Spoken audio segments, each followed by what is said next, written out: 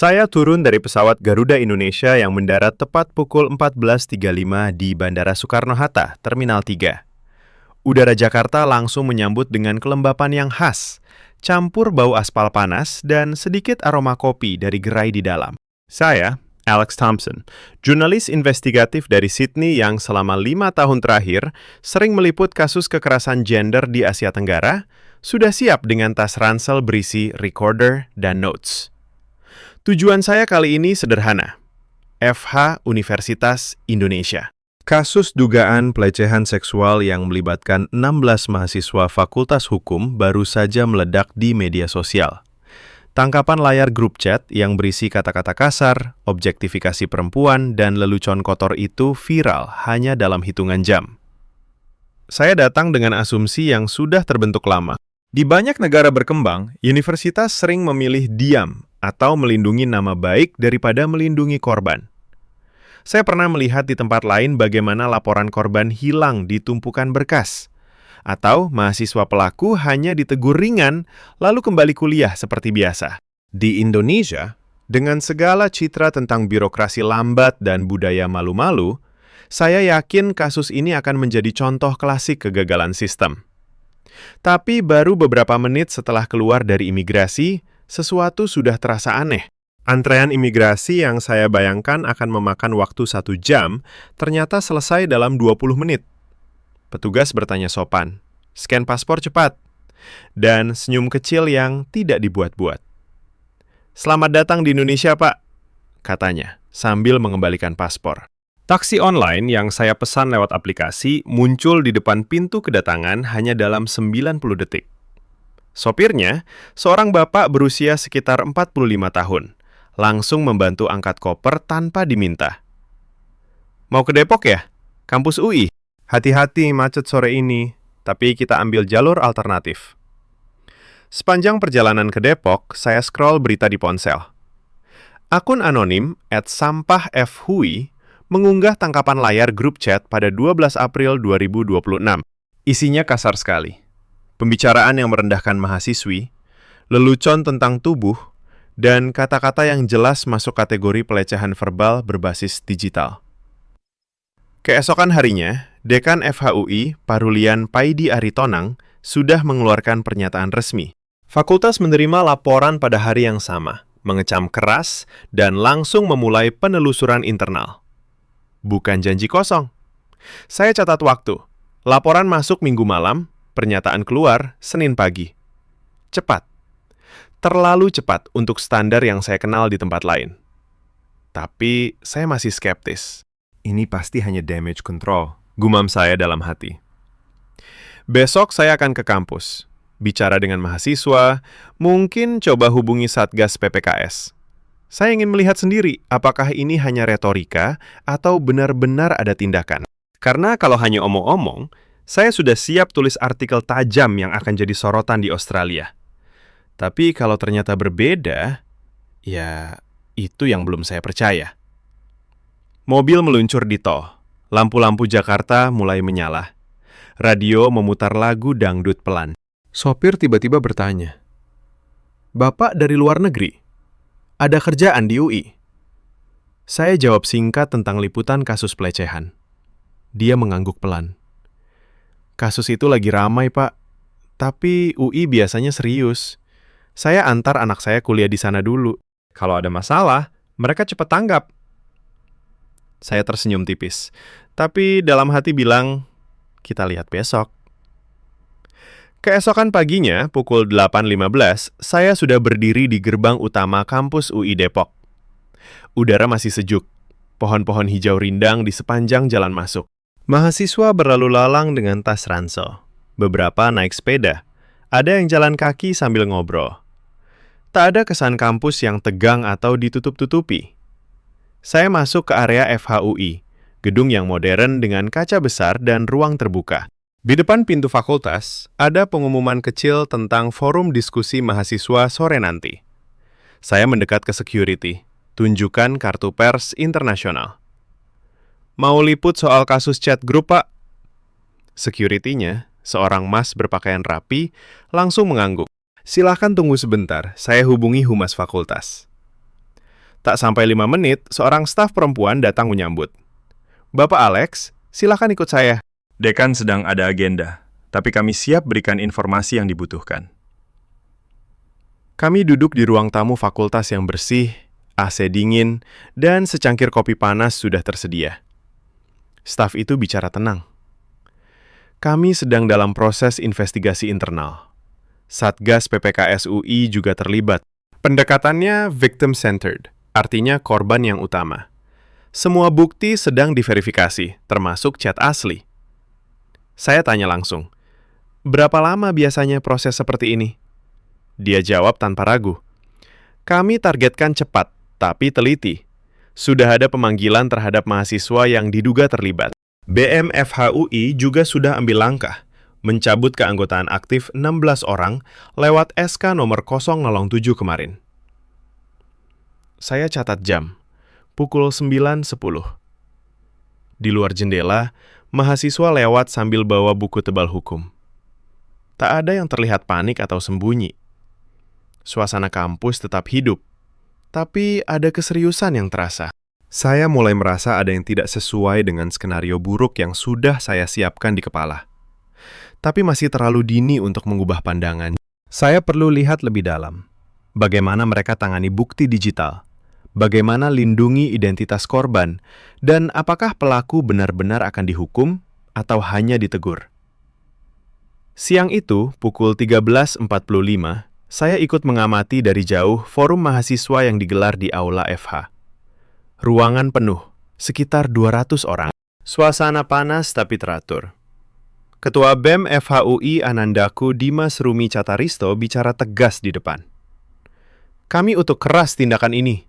Korban harus dilindungi.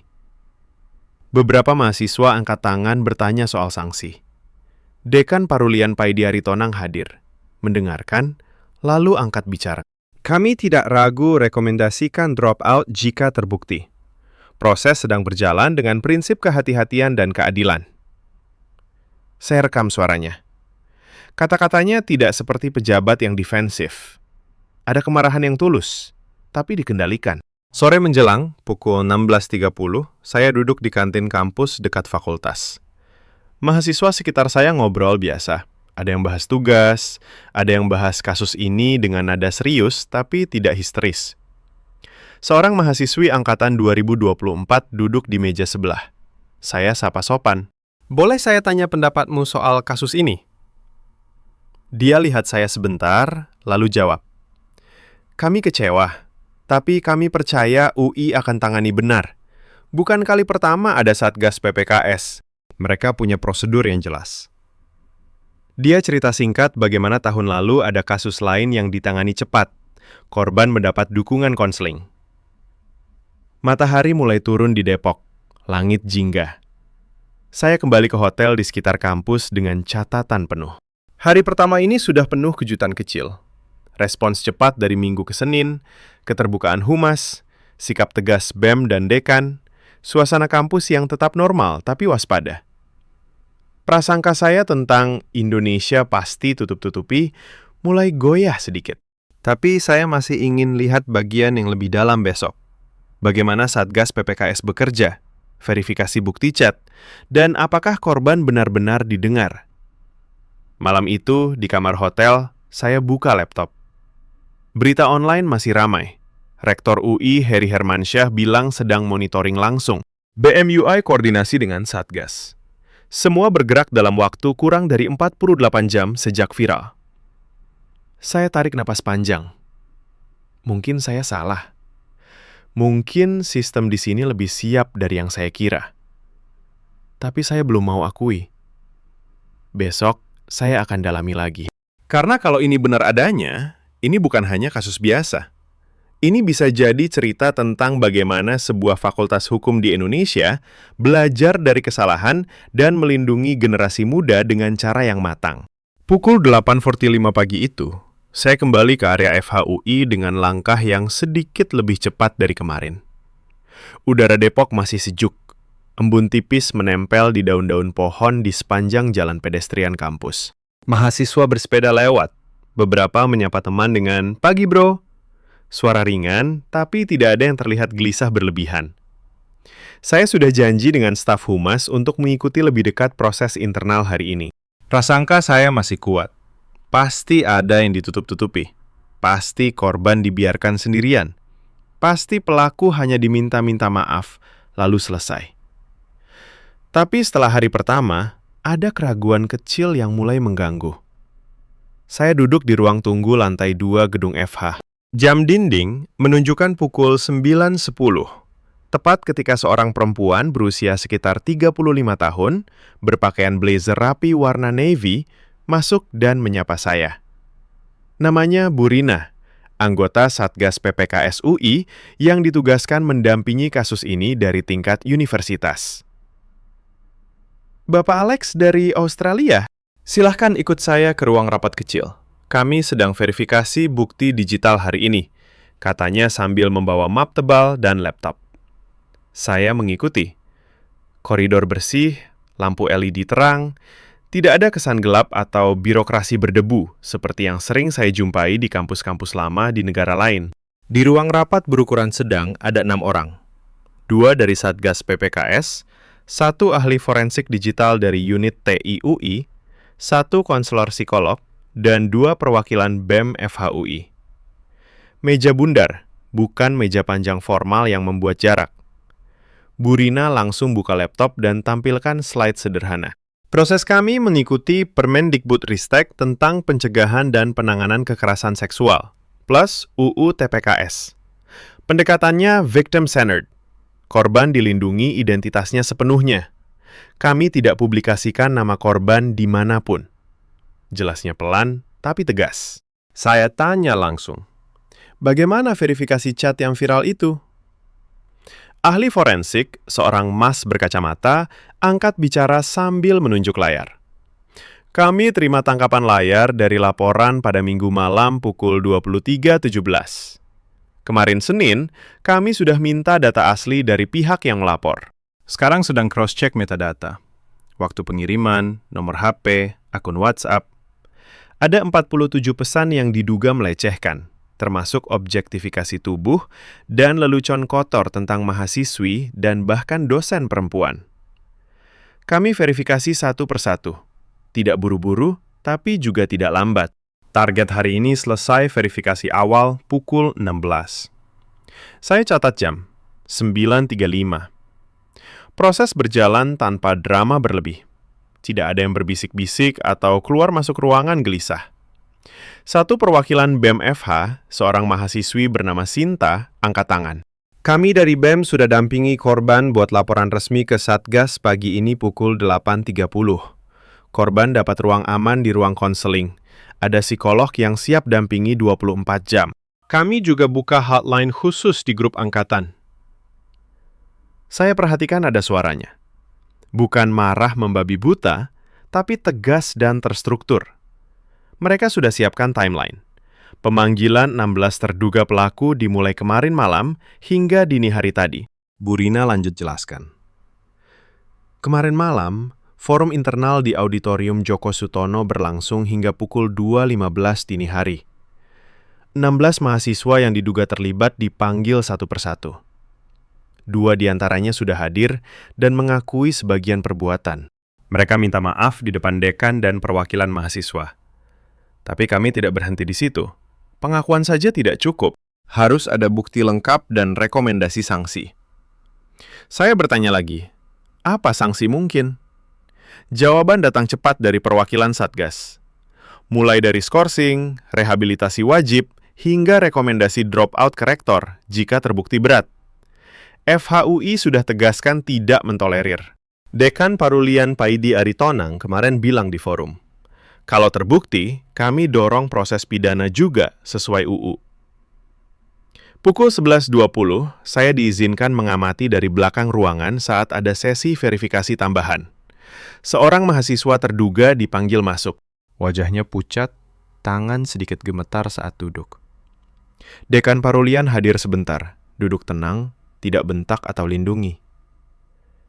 Kamu sadar ini melanggar kode etik dan bisa masuk ranah pidana? Tanya dekan dengan suara datar tapi berat. Mahasiswa itu mengangguk. Suaranya pelan. Iya, Pak. Saya ikut grup itu. Tapi tidak semua saya ketik. Tidak ada pembelaan bertele-tele. Suasana tegang tapi tertib. Setelah 15 menit, dia keluar dan tim lanjut catat keterangan. Siang pukul 13.05, saya pindah ke kantin dekat perpustakaan pusat UI. Duduk di meja pojok, saya dengar obrolan mahasiswa di meja sebelah. 2 cowok dan 3 cewek angkatan 2025 lagi bahas kasus. Gue kecewa banget, padahal mereka aktif di organisasi. Tapi ya sudah, kalau salah ya harus tanggung jawab, kata salah satu cewek sambil makan nasi Padang. Cowok di sebelahnya tambah. BEM sudah desak DO kemarin di forum. Rektor juga bilang kita lawan kekerasan seksual bareng-bareng. Tidak ada yang membela pelaku. Tidak ada yang bilang, biasa saja, cowok mah gitu. Suasana kampus tetap hidup. Ada yang belajar kelompok di bawah pohon. Ada yang latihan debat di lapangan terbuka. Pukul 15.40, saya kembali ke ruang Satgas. Bu Rina kasih update singkat. Verifikasi metadata chat sudah 80% selesai. Korban sudah dapat pendampingan hukum gratis dari LBH kampus. Besok kami jadwalkan pertemuan dengan orang tua terduga pelaku. Semua tercatat. Waktu jelas. Saya lihat arsip digital mereka. Folder rapi, setiap bukti diberi nomor dan timestamp. Bukan tumpukan kertas acak. Ini sistem yang terlihat profesional. Sore menjelang pukul 17.15, saya berjalan keluar gedung FH. Langit Depok mulai jingga. Mahasiswa pulang dengan motor atau jalan kaki. Seorang satpam menyapa saya ramah. Hati-hati pulang, Pak. Kalau ada yang kurang jelas, besok datang lagi saja. Saya balas senyum, tapi dalam hati ada gejolak. Hari kedua ini saya lihat bukan hanya respons cepat, tapi ada prosedur yang jelas. Verifikasi bukti digital teliti, ruang aman untuk korban, koordinasi antara fakultas, BEM, dan Satgas PPKS. Pelaku dipanggil malam-malam, bukan disembunyikan. Dekan dan rektor tidak diam, malah turun langsung. Di taksi online menuju hotel, saya buka catatan. Respons dari Minggu malam sampai Selasa siang ini, laporan masuk, pernyataan keluar, forum digelar, verifikasi berjalan, korban didampingi. Semua dalam waktu kurang dari 48 jam. Di Australia, proses kampus kadang memakan mingguan, bahkan bulan, karena prosedur hukum yang rumit. Di sini, meski masih awal, ada kesan gerak cepat, tapi tidak gegabah. Prinsip kehati-hatian disebut berulang, tapi tindakan nyata juga ada. Malam itu di kamar, saya buka laptop lagi. Berita online masih update. BEM UI dampingi korban lapor resmi ke Satgas. Rektor Heri Hermansyah tegaskan, kita lawan kekerasan seksual. Saya tarik napas. Prasangka bahwa Indonesia akan tutup mata demi reputasi mulai retak lebih dalam. Tapi saya masih ingin lihat bagian yang paling krusial. Bagaimana korban benar-benar didengar. Dan apakah sanksi nanti hanya omong kosong atau benar diterapkan? Besok, saya rencana bicara lebih dekat dengan mahasiswa biasa dan mungkin coba pahami dinamika di balik organisasi kampus. Karena kalau sistem ini benar-benar berjalan seperti yang saya lihat hari ini, maka cerita yang saya bawa pulang ke Sydney bukan lagi tentang kegagalan, melainkan tentang sesuatu yang sedang tumbuh di kampus-kampus Indonesia. Pukul 9.25. Rabu pagi, saya sudah duduk di ruang konseling kecil di gedung pusat kegiatan mahasiswa UI. Ruangan itu sederhana, sofa empuk warna abu-abu, meja kayu rendah dengan tisu box dan air mineral, lampu kuning hangat yang tidak menyilaukan. Bu Rina dari Satgas PPKS mengantar saya ke sini setelah izin khusus. Hari ini kami fokus pada pendampingan korban, katanya pelan. Bapak bisa amati dari luar proses, tapi identitas tetap dilindungi. Saya tidak masuk ke sesi pribadi tentu saja. Tapi dari pintu yang sedikit terbuka, saya dengar suara lembut seorang psikolog perempuan berusia sekitar 40 tahun. Kamu aman di sini. Cerita sesukamu, atau diam juga boleh. Kami tidak buru-buru. Suara korban yang saya tangkap samar-samar terdengar gemetar, tapi tidak sendirian. Ada pendamping dari BEM UI, seorang mahasiswi bernama Laras, yang ikut duduk di samping. Kami dampingi laporan resmi ke Satgas tadi pagi pukul 8.40. Bisik Laras saat keluar sebentar untuk ambil air. Korban sudah cerita detail. Bagaimana chat itu membuat dia takut buka HP, bagaimana lelucon tentang tubuhnya beredar di kalangan teman dekat. Pukul 10.15, proses verifikasi bukti lanjut di ruang rapat sebelah. Ahli forensik digital menunjukkan layar laptopnya. Kami sudah dapat data asli dari WhatsApp melalui laporan resmi. Ada 47 pesan kotor. Objektifikasi payudara mahasiswi angkatan 2023, lelucon diam berarti consent, sampai frasa asas perkosa. Metadata cocok. Waktu pengiriman malam hari antara pukul 23 sampai 2. Akun pelaku aktif di grup organisasi kampus. Tidak ada yang buru-buru menghapus bukti atau meminta waktu panjang. Semua tercatat dengan nomor urut, tanggal, dan jam. Dekan Parulian Paidi Aritonang masuk sebentar, pukul 10.50. Wajahnya serius, kemeja putih rapi. Kita tidak main-main. 16 mahasiswa sudah kami panggil satu persatu sejak Senin malam. 12 diantaranya sudah hadir dan mengakui ikut menulis, atau setidaknya diam saja di grup itu. Mereka minta maaf di forum internal yang berlangsung sampai pukul 2.15 dini hari tadi. Saya lihat rekaman singkat dari forum itu. Suasana tegang, mahasiswa duduk dengan kepala tertunduk. Dekan bicara tanpa emosi berlebih, tapi tegas. Ini bukan candaan anak muda. Ini melanggar martabat manusia. Sinta dari BEM FHUI menambahkan, kami sudah keluarkan SK nomor 007 kemarin sore. Keanggotaan aktif 16 orang di IKM FHUI dicabut efektif sejak Selasa.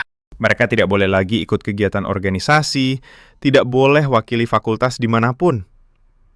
Suaranya tenang, tapi matanya menunjukkan kemarahan yang terkendali. Kami juga buka posko pengaduan di gedung BEM. Beberapa mahasiswi lain yang jadi korban chat serupa mulai melapor. Siang pukul 12.40, saya pindah ke kantin fakultas. Duduk di meja luar, di bawah pohon besar yang rindang. 3 mahasiswi angkatan 2024 sedang makan siang sambil bahas kasus. Gue kenal salah satu pelaku. Dia aktif di debat. Tapi setelah ini, gue nggak mau lagi deket-deket, kata salah satunya sambil aduk es teh.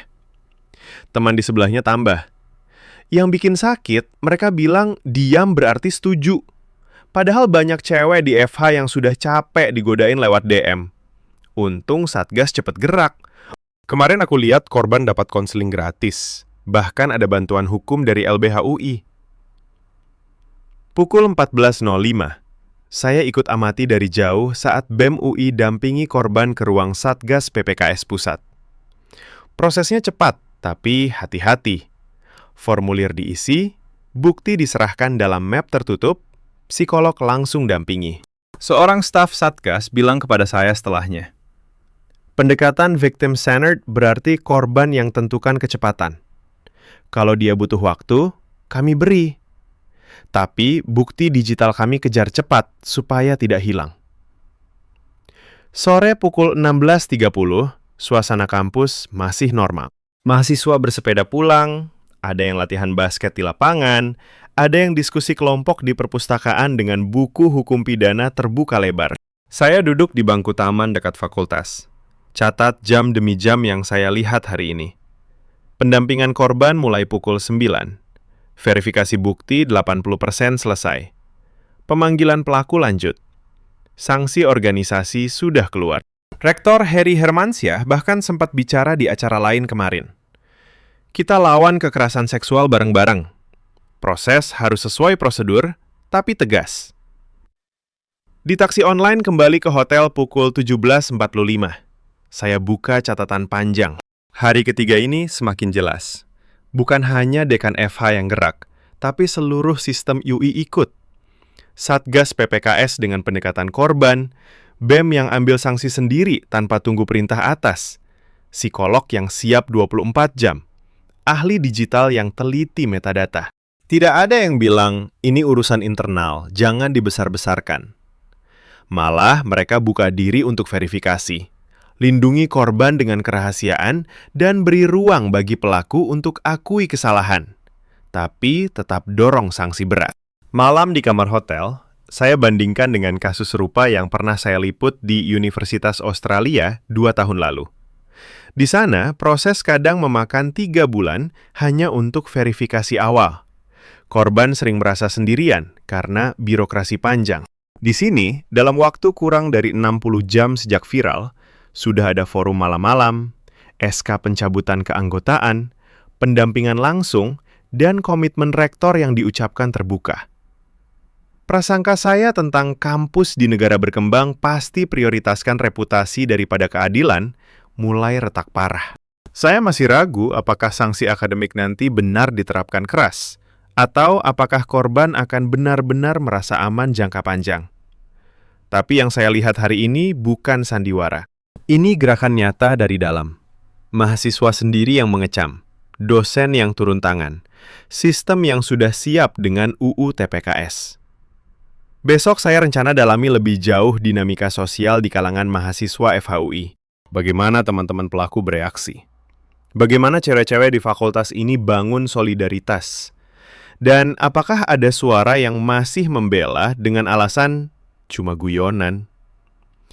Karena semakin dalam saya masuk, semakin saya sadar bahwa apa yang terjadi di UI bukan sekedar tanggapan darurat. Ini cerminan dari sesuatu yang lebih besar sedang dibangun di kampus-kampus Indonesia.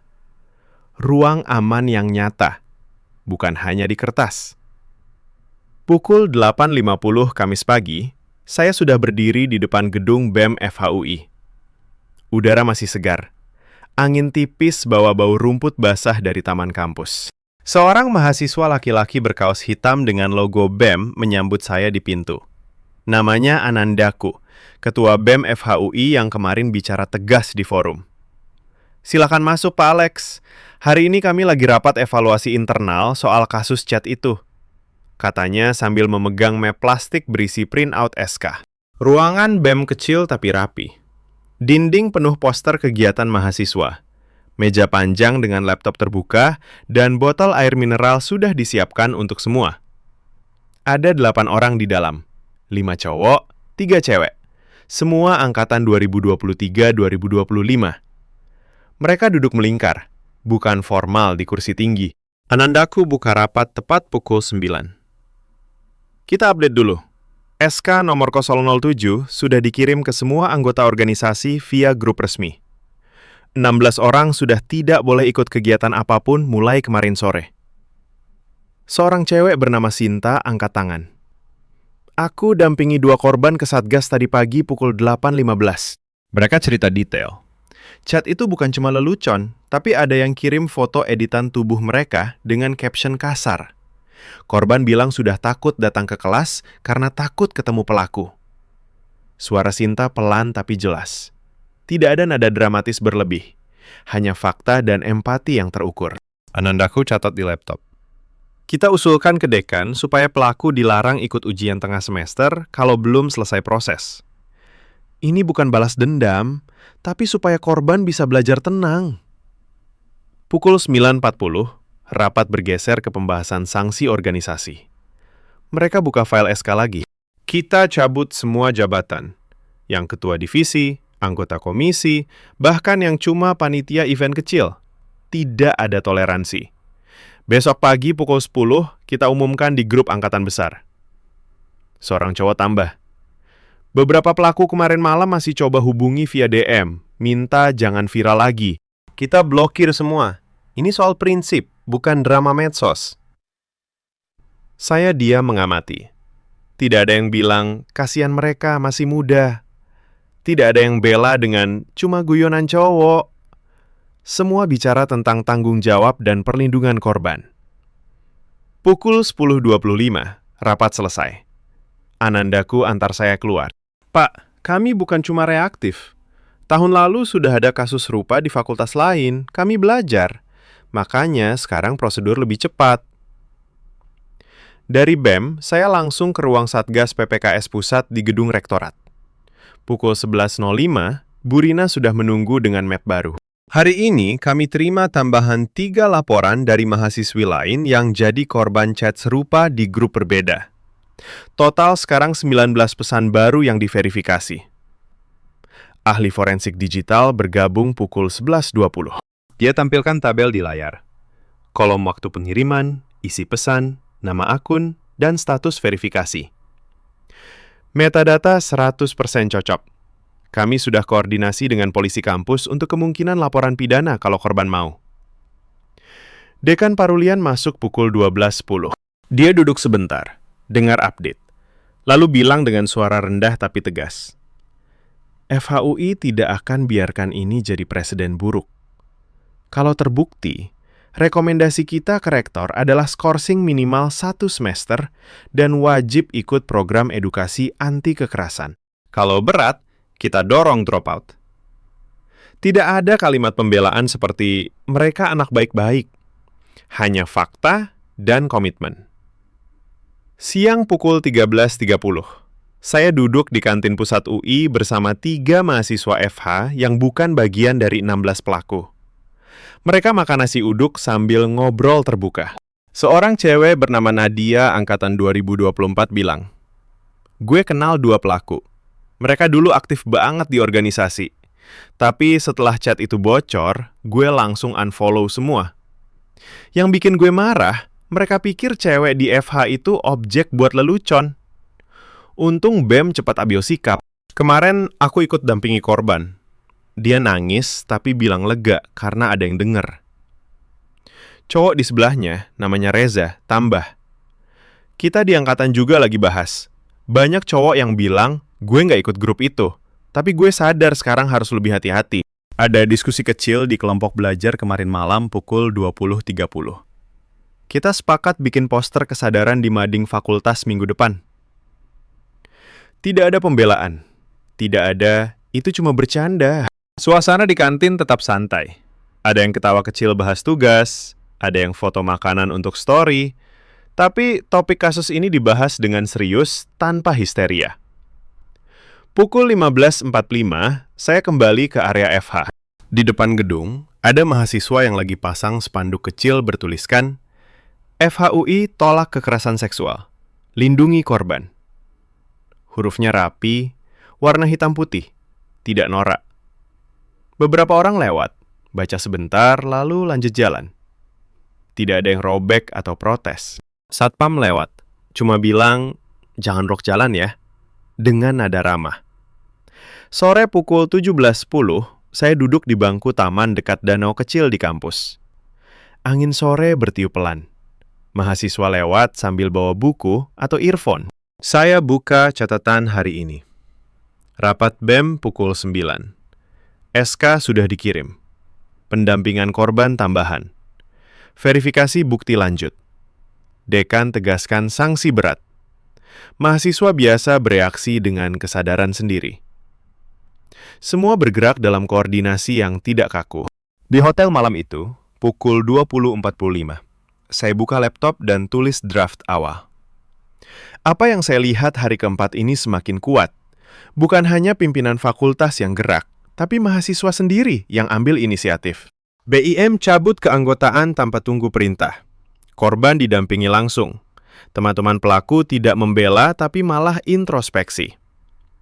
Di banyak tempat lain yang pernah saya liput, mahasiswa sering pecah jadi kubu korban versus pelaku dengan drama panjang di medsos. Di sini ada kesatuan sikap yang tenang tapi tegas. Prasangka saya tentang budaya diam dan lindungi teman sudah hampir hancur.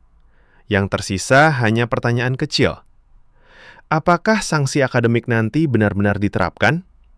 Atau apakah korban akan tetap merasa aman setelah proses selesai? Besok saya rencana ikut amati sesi pemanggilan tambahan dan bicara dengan pihak rektorat. Karena semakin lama saya di sini, semakin saya sadar bahwa UI bukan sedang damage control. Mereka sedang membangun mekanisme yang matang, langkah demi langkah, dengan mahasiswa sebagai pelaku utama perubahan. Dan itu, bagi saya yang datang dengan tas penuh prasangka, terasa seperti pukulan pelan tapi dalam ke dada. Pukul 8.35 Jumat pagi, Hujan gerimis tipis menyiram kampus UI Depok. Saya berjalan cepat dari gerbang utama menuju gedung rektorat sambil memegang payung kecil yang dipinjamkan hotel. Sepatu saya agak basah, tapi suasana tetap hidup. Mahasiswa berjas hujan lewat dengan motor. Beberapa tertawa kecil saat cipratan air mengenai teman mereka. Tidak ada kesan kampus yang sedang kacau, meski kasus chat FHUI masih ramai dibicarakan. Di lantai 3 gedung rektorat, ruang rapat kecil sudah disiapkan.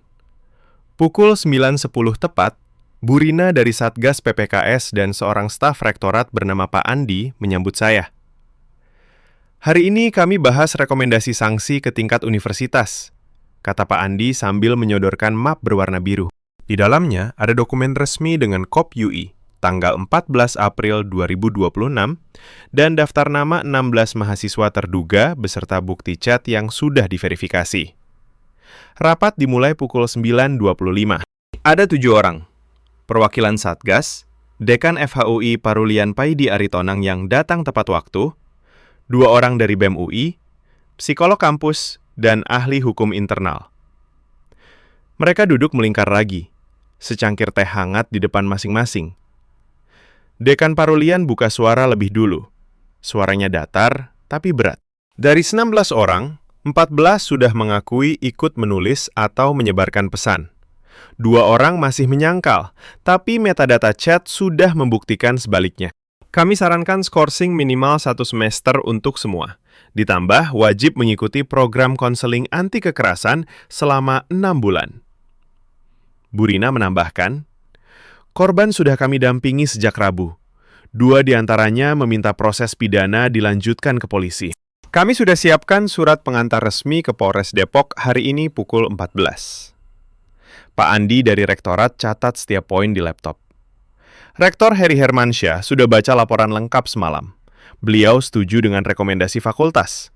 Keputusan final akan keluar Senin pagi pukul 10. Semua proses tercatat, tidak ada yang disembunyikan.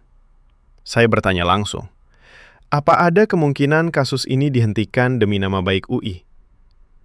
Dekan Parulian langsung geleng kepala. Tidak, justru sebaliknya. Kami ingin UI jadi contoh bahwa Fakultas Hukum harus jadi yang paling tegas melawan kekerasan. Kalau kami diam, maka kami mengkhianati ilmu yang kami ajarkan. Pukul 10.40, rapat selesai. Saya diizinkan melihat dokumen rekomendasi dari jarak dekat. Bukan baca detail nama, tapi struktur dan timeline-nya. Semua ada cap tanggal, tanda tangan digital, dan nomor registrasi. Tidak ada coretan tangan yang acak-acakan. Sistemnya terlihat bersih dan terdokumentasi. Dari rektorat, saya kembali ke FHUI pukul 11.15. Di koridor lantai 2, saya bertemu secara kebetulan dengan seorang mahasiswi angkatan 2023 bernama Dina. Dia sedang bawa map tugas hukum pidana. Saya sapa sopan dan tanya pendapatnya tentang kasus ini. Dina berhenti sebentar. Napasnya pelan. Gue salah satu yang jadi korban chat serupa tahun lalu. Tapi nggak berani lapor. Sekarang gue lihat teman-teman gue dilindungi, gue ikut dampingi. Kemarin malam pukul 21.30, kami kumpul di kosan. 10 cewek dari angkatan yang sama. Kami buat daftar saran ke BEM. Ada yang minta kelas daring sementara buat korban. Ada yang minta pelaku dilarang masuk area fakultas sampai proses selesai. Dia lanjut. Yang bikin gue lega, tidak ada yang bilang, jangan ribut. Malah cowok-cowok di kelas kami mulai sadar. Kemarin ada diskusi kecil di kelompok belajar pukul 19. Mereka bilang, kami harus belajar batasannya. Bukan karena takut, tapi karena sadar. Pukul 13.05, saya duduk di perpustakaan pusat UI. Ruangan luas, AC dingin, mahasiswa duduk rapi di meja-meja panjang dengan laptop dan buku tebal. Di meja sebelah saya, 4 mahasiswa FHUI lagi bahas kasus sambil makan roti. Seorang cowok bilang pelan, "Gue kenal salah satu yang kena SK. Dia teman dekat gue dulu. Tapi setelah baca chat aslinya, gue nggak bisa bela. Itu bukan guyonan lagi. Itu pelecehan." Cewek di depannya mengangguk. Kita lagi buat petisi dukungan buat korban. mau dikumpulin besok pagi sebelum pengumuman sanksi. Sore pukul 16.20, hujan sudah berhenti. Saya berjalan di jalan pedestrian kampus yang basah. Mahasiswa lewat dengan sepatu basah, tapi suasana tetap tenang. Di depan gedung FH, ada mahasiswa yang lagi pasang poster baru. Kami dukung korban, FHUI bersih dari pelecehan. Hurufnya dicetak rapi, ditempel dengan isolasi bening. Tidak ada kerumunan dramatis, hanya orang-orang yang lewat, baca sebentar, lalu lanjut langkah. Pukul 17.55, saya naik taksi online kembali ke hotel. Sopirnya, bapak yang sama dengan hari pertama, bertanya ramah. Gimana liputannya, Pak? Kasus FHUI sudah ada perkembangan? Saya jawab singkat. Dia mengangguk. Anak saya kuliah di UI tahun lalu. Katanya di sana serius soal ini. Kalau ada masalah, cepat ditangani. Malam pukul 21.30 di kamar hotel, saya buka catatan hari kelima ini. Rapat rektorat pukul 09.10. Rekomendasi skorsing dan konseling sudah disiapkan. Dekan tegaskan tidak ada toleransi. Mahasiswa biasa bangun solidaritas sendiri. Korban lama mulai berani bicara. BEM dan Satgas koordinasi dengan polisi. Semua berjalan tanpa kebocoran identitas korban, tanpa drama berlebih, tanpa pembelaan buta dari teman pelaku. Prasangka saya yang tersisa hampir habis. Saya yang datang dari Australia dengan bayangan bahwa universitas di Indonesia akan memilih diam demi citra, sekarang melihat sesuatu yang berbeda. Di sini, mahasiswa bukan hanya korban atau penonton. Mereka jadi bagian aktif dari penyelesaian. Fakultas Hukum yang seharusnya paling paham undang-undang, ternyata benar-benar menerapkan apa yang diajarkan. Rektor tidak bersembunyi di balik pernyataan generik. Besok Sabtu, meski akhir pekan, saya rencana datang lagi untuk amati bagaimana kampus tetap mengawasi proses. Karena semakin saya lihat, semakin saya yakin bahwa apa yang terjadi di FHUI bukan sekedar respons satu kasus. Ini adalah cara UI membangun budaya hormat yang sebenarnya. Pelan, teliti, tapi tegas. Dan bagi saya, orang luar yang datang penuh curiga, ini seperti pukulan halus yang membuat saya harus mengakui. Saya salah besar. Pukul 9.15 Sabtu pagi, kampus UI Depok terasa lebih sepi, tapi tetap hidup. Hujan semalam membuat udara lebih segar, dedaunan mengkilap di bawah sinar matahari yang baru muncul. Saya datang dengan tas ransel berisi recorder, meski hari libur. Di depan gedung FHUI ada beberapa mahasiswa yang masih berkumpul kecil-kecil. Anandaku dari BEM FHUI menyambut saya di pintu dengan senyum tipis. Pak Alex, meski Sabtu, kami tetap pantau. Ada update penting hari ini. Kami masuk ke ruang BEM yang sudah familiar. Pukul 9.40, 5 orang BEM FH plus 2 perwakilan Satgas PPKS duduk melingkar. Di meja ada print out rekomendasi sanksi dari rektorat yang baru dikirim pagi tadi pukul 8.20. Anandaku baca keras poin utamanya. Ke-16 mahasiswa terduga akan dikenai skorsing akademik selama 1 semester penuh mulai Senin depan. Mereka wajib ikut program konseling intensif dan tidak boleh mengikuti segala kegiatan organisasi atau mewakili fakultas sampai proses selesai. 2 kasus yang paling berat akan direkomendasikan ke sidang etik untuk kemungkinan drop out. Sinta menambahkan dengan suara tenang. Kami sudah kirim pemberitaan resmi ke orang tua masing-masing via email dan WA resmi pukul 9.05 tadi. Korban juga kami update langsung. 2 korban yang mau lanjut ke polisi sudah kami antar ke Polres Depok kemarin sore pukul 16.30. Surat pengantar dari UI sudah lengkap. Saya duduk di pojok, catat setiap jam. Tidak ada yang terburu-buru atau panik. Semua bicara dengan nada jelas. Data di tangan. Pukul 10.05, ponsel Anandaku berdering. Dia angkat sebentar, lalu bilang ke tim. Dekan Parulian baru konfirmasi. Beliau setuju rekomendasi rektorat dan akan umumkan secara resmi di grup dosen mahasiswa pukul 11 nanti. Dari BEM, saya pindah ke ruang Satgas PPKS pukul 11.10. Bu Rina sudah siap dengan map update. Hari ini kami terima satu laporan tambahan dari mahasiswi yang selama ini diam. Dia cerita bahwa chat serupa sudah beredar sejak bulan lalu, tapi baru berani lapor setelah lihat respon cepat UI. Psikolog kampus yang ikut duduk menjelaskan, kami beri sesi konseling pagi ini pukul 10. Korban bilang merasa lebih aman karena ada timeline yang jelas dan tidak ada yang mempersalahkan dia. Pukul 12.45, saya berjalan ke kantin fakultas yang masih buka meski akhir pekan. Di meja luar, ada kelompok mahasiswa FHUI yang lagi ngobrol santai sambil minum es teh. Seorang cowok angkatan 2024 bilang pelan, temen gue yang kena skorsing kemarin nelpon gue malam-malam.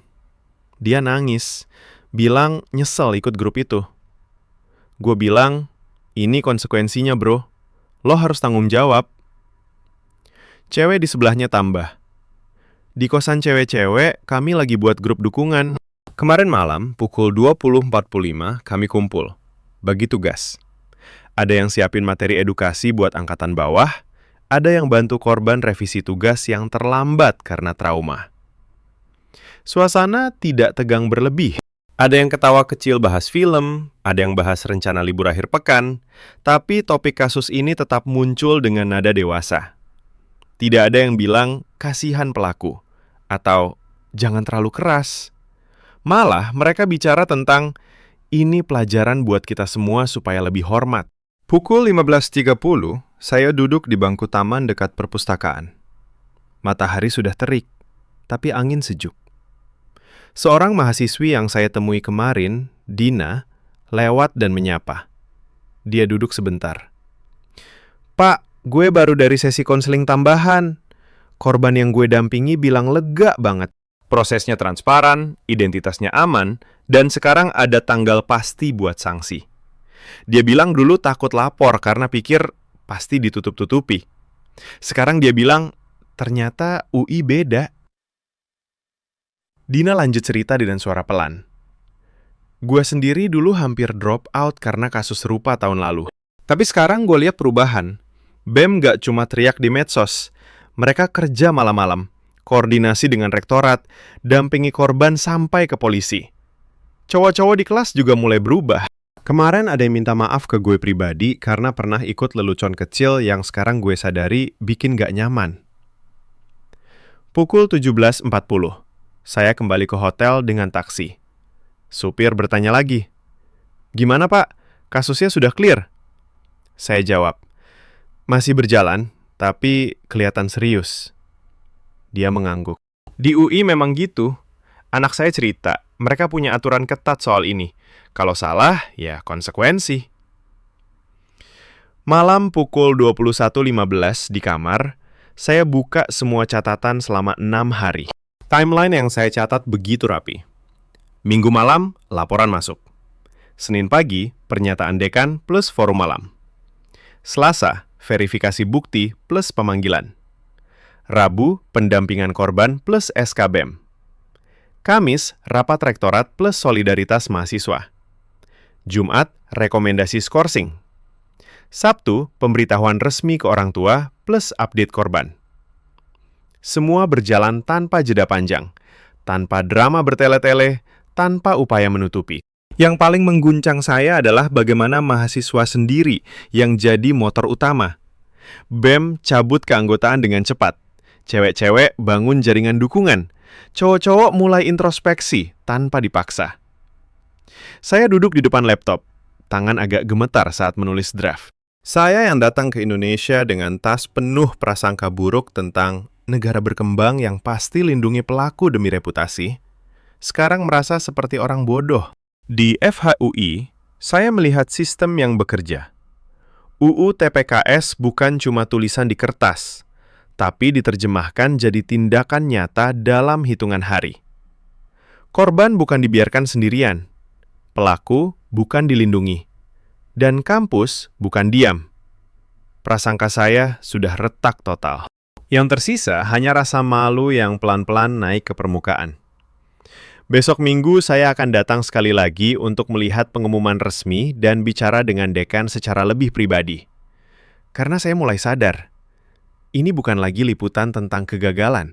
Ini tentang bagaimana sebuah fakultas hukum di Indonesia sedang belajar dari masa lalu dan membangun masa depan yang lebih hormat, lebih adil, dengan cara yang tenang, tapi tegas.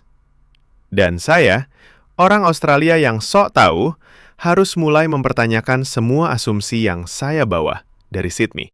Pukul 08.50, Minggu pagi, saya kembali ke kampus UI Depok dengan perasaan yang sudah berbeda. Langit cerah, burung berkicau di pohon-pohon rindang sepanjang jalan masuk. Mahasiswa yang lewat terlihat santai. Ada yang jogging, ada yang bawa buku sambil jalan kaki. Tidak ada spanduk besar atau kerumunan demonstrasi. Hanya suasana biasa akhir pekan di kampus. Tapi saya tahu hari ini ada pengumuman resmi yang penting. Di gedung FHUI, Dekan Parulian Paidi Aritonang sudah menunggu di ruang kerjanya. Pukul 9.25, kami duduk berdua di sofa sederhana. Beliau memakai kemeja putih lengan pendek. Wajahnya tenang, tapi mata menunjukkan keseriusan. Terima kasih sudah mengikuti proses dari awal, Pak Alex. Katanya sambil menyodorkan secangkir kopi hitam panas. Hari ini pukul 11, kami akan umumkan keputusan final dari rektorat. Saya langsung tanya, apa yang membuat FHUI begitu cepat dan tegas menangani kasus ini? Dekan Parulian tersenyum tipis, lalu jawab dengan suara pelan tapi jelas. Kami Fakultas Hukum. Kalau kami sendiri tidak menghormati hukum dan martabat manusia, lalu siapa yang akan mengajarkan itu kepada mahasiswa? Kasus chat ini bukan sekedar pelanggaran etika kampus.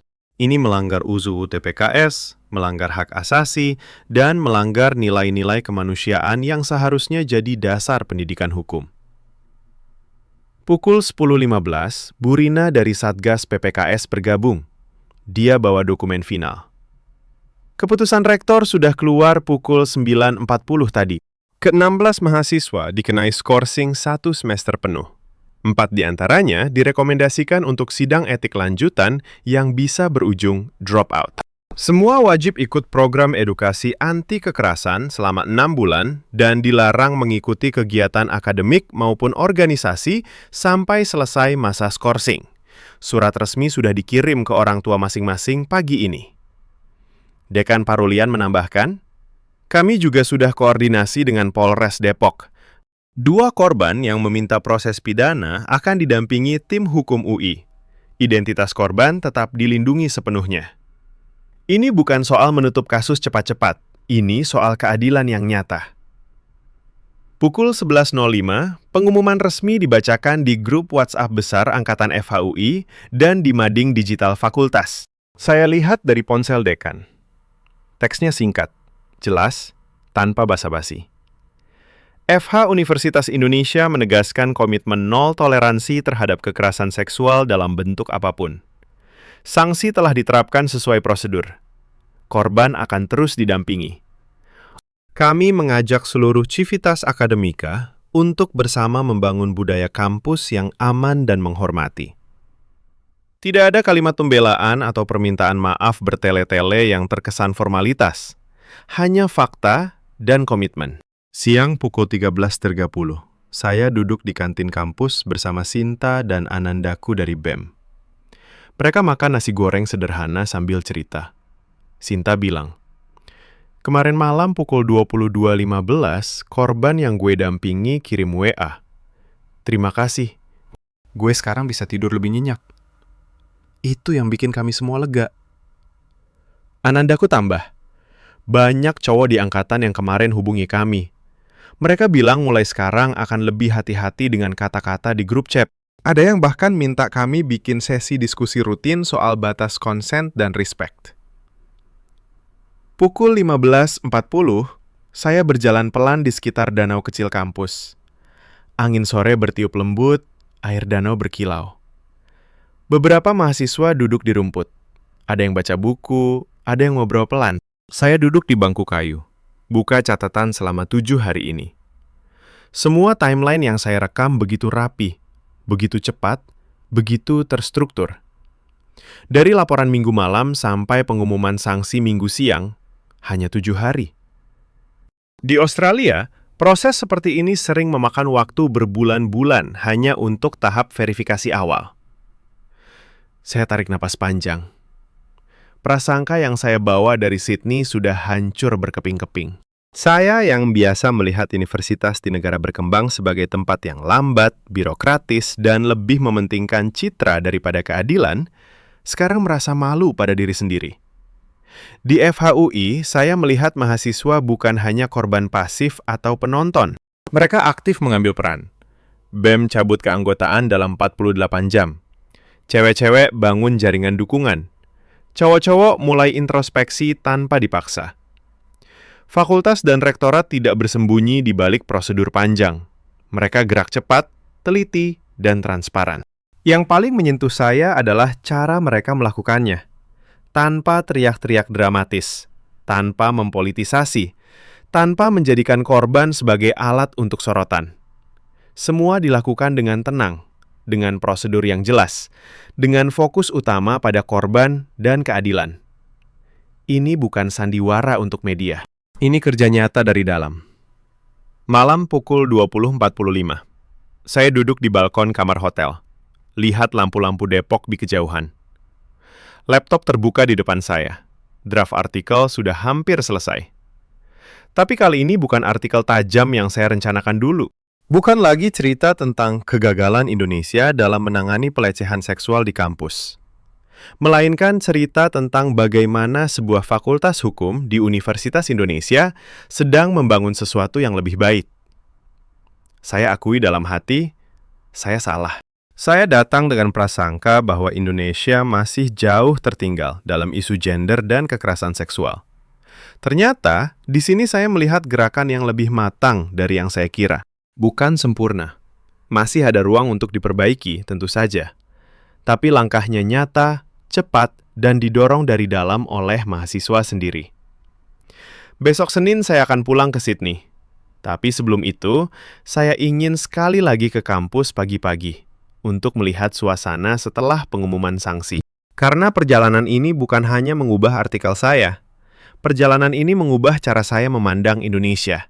Bukan sebagai tempat yang penuh masalah, seperti yang sering saya tulis. Melainkan sebagai negara yang sedang tumbuh dengan cara yang tenang, tapi penuh tekad. Dan untuk pertama kalinya dalam karir saya sebagai jurnalis investigatif, saya merasa bukan lagi orang luar yang datang untuk mengkritik. Saya merasa seperti saksi dari sesuatu yang sedang lahir pelan-pelan. Sebuah kampus yang benar-benar berusaha melindungi generasi mudanya dengan cara yang adil dan manusiawi. Pukul 7.40 Senin pagi, saya sudah berdiri lagi di gerbang utama kampus UI Depok. Tas ransel saya lebih ringan hari ini, karena tiket pulang ke Sydney sudah terbeli malam tadi. Udara pagi masih sejuk. Kabut tipis menyelimuti danau kecil di kejauhan. Mahasiswa mulai berdatangan dengan motor dan sepeda. Suara sapaan, "Pagi bro," dan "Lo udah dengar?" Terdengar ringan tapi tidak histeris. Kasus chat FHUI sudah diumumkan kemarin. Sanksi sudah resmi. Tapi kampus tidak terasa seperti sedang dalam krisis. Hidup tetap berjalan. Saya berjalan pelan menuju gedung FHUI. Di koridor depan, ada pengumuman digital yang baru dipasang pukul 6.50 tadi. Teksnya singkat. Keputusan Rektor nomor 045/UN2.FH/HK/2026 tentang sanksi administrasi terhadap 16 mahasiswa FHUI telah diterapkan. Proses pendampingan korban terus berlanjut. Civitas Akademika diharapkan menjaga suasana kampus yang aman dan saling menghormati. Tidak ada foto, tidak ada drama, hanya fakta. Di kantin fakultas yang baru buka, saya duduk di meja pojok. Pukul 8.25, Sinta dan Laras dari BEM lewat, membawa kopi dan roti. Mereka melihat saya, lalu ikut duduk sebentar. Sinta bilang sambil adu kopinya, "Korban yang utama kirim WA pagi ini pukul 7.15. Dia bilang sudah bisa masuk kelas lagi tanpa takut. Konseling kemarin malam pukul 20 membuat dia merasa didengar." Laras menambahkan, 2 pelaku yang paling berat sudah dihubungi orang tuanya. Mereka datang ke kampus kemarin sore pukul 17.30, bicara dengan dekan selama 45 menit. Tidak ada pembelaan berlebih, hanya minta maaf dan terima sanksi. Pukul 9.10, Dekan Parulian Paidi Aritonang lewat di koridor. Beliau melihat saya, berhenti sebentar, dan mengajak saya ke ruang kerjanya lagi. "Anda masih di sini sebelum pulang?" Tanyanya sambil tersenyum kecil. Kami duduk di sofa yang sama seperti kemarin. Beliau buka laptop dan tunjukkan email dari Rektor Heri Hermansyah yang masuk pukul 8.05 tadi. Isinya singkat. "Terima kasih atas kerja cepat FHUI. Pantau terus implementasi sanksi dan dukungan psikososial. UI akan terus perkuat Satgas PPKS di semua fakultas." Dekan Parulian tutup laptop pelan. "Pak Alex, saya tahu Anda datang dengan banyak pertanyaan. Mungkin juga dengan banyak keraguan. Tapi yang Anda lihat selama 8 hari ini adalah cara kami bekerja sehari-hari. Bukan karena kasus ini viral, tapi karena kami sudah siapkan mekanismenya sejak UU TPKS disahkan. Mahasiswa kami yang dorong, dosen yang awasi, rektorat yang dukung." Saya diam sebentar, lalu bilang jujur. "Saya datang ke sini untuk membuktikan bahwa Indonesia masih gagal melindungi perempuan di kampus. Saya pikir akan ada penutupan, ada pembelaan, ada proses yang berlarut-larut. Tapi yang saya temukan justru sebaliknya. Dalam waktu kurang dari 8 hari, laporan ditangani, bukti diverifikasi, korban didampingi, pelaku diberi sanksi tegas, dan seluruh sivitas akademika terlibat tanpa drama berlebih. Saya merasa malu dengan prasangka saya sendiri."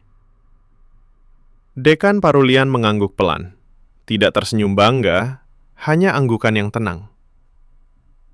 "Kami bukan sempurna. Masih ada banyak pekerjaan. Tapi kami percaya, perubahan besar dimulai dari hal-hal kecil yang konsisten. Verifikasi cepat, ruang aman yang nyata, dan mahasiswa yang berani ambil sikap." Pukul 10.45, saya berjalan sekali lagi di jalan pedestrian kampus. Mahasiswa lewat dengan tas ransel penuh buku hukum. Ada yang menyapa saya dengan, "Hati-hati di jalan, Pak," saat tahu saya orang asing. Di bangku taman dekat gerbang, saya duduk untuk terakhir kali. Saya buka voice recorder, rekam suara sendiri untuk catatan akhir.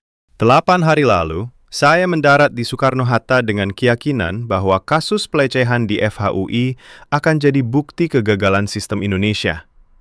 Hari ini, saya pulang dengan catatan yang berbeda. Saya melihat sebuah fakultas hukum yang tidak hanya mengajarkan undang-undang, tapi juga menjalankannya dengan cepat dan manusiawi. Saya melihat mahasiswa yang bukan hanya teriak di medsos, tapi bekerja malam-malam untuk lindungi teman mereka. Saya melihat korban yang akhirnya bisa tidur nyenyak karena tahu ada yang benar-benar mendengar.